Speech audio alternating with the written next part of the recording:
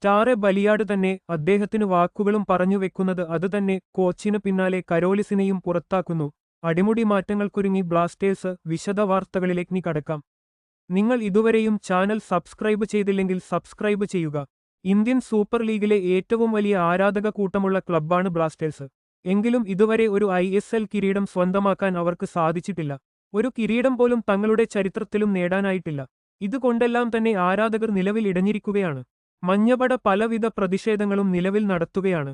അതുകൊണ്ട് ബ്ലാസ്റ്റേഴ്സ് പരിശീലകനെ പുറത്താക്കി Blasters management തലഊരിയിരിക്കുകയാണ്.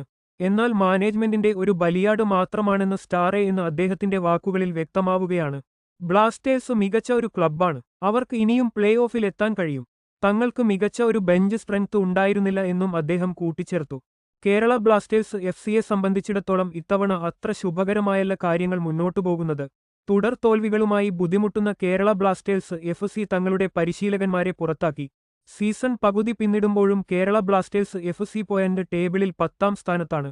അടിമുടി മുഴുവൻ പ്രശ്നങ്ങളുമായി നിൽക്കുന്ന കേരള ബ്ലാസ്റ്റേഴ്സ് FC ടീമിനെ മുഴുവനായും അഴിച്ചുപണിയാൻ സാധ്യതയുണ്ടെന്നാണ് റിപ്പോർട്ടുകൾ. കോച്ചിനെ പുറത്താക്കിയത് കൂടാതെ വേറെയും നിരവധി പേരുടെ പുറത്തേക്കുള്ള വഴിയും തെളിയുകയാണ്.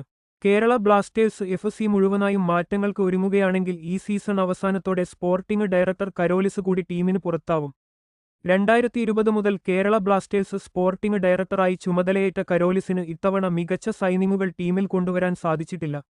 മാത്രമല്ല കഴിഞ്ഞ സീസണുകളിലായി മികച്ച താരങ്ങളെ വിറ്റുതുലച്ച ബ്ലാസ്റ്റേഴ്സ് പകരം മികച്ച ഇന്ത്യൻ സൈനിങ്ങുകൾ കൊണ്ടുവന്നിട്ടുമില്ല. എന്തായാലും ഈ സീസൺ അവസാനത്തോടെ കരോലിസ് പടിയിറങ്ങാനുള്ള സാധ്യതകളുണ്ട്. കൂടുതൽ കായിക വാർത്തകൾക്കായി ചാനൽ സബ്സ്ക്രൈബ് ചെയ്യുക.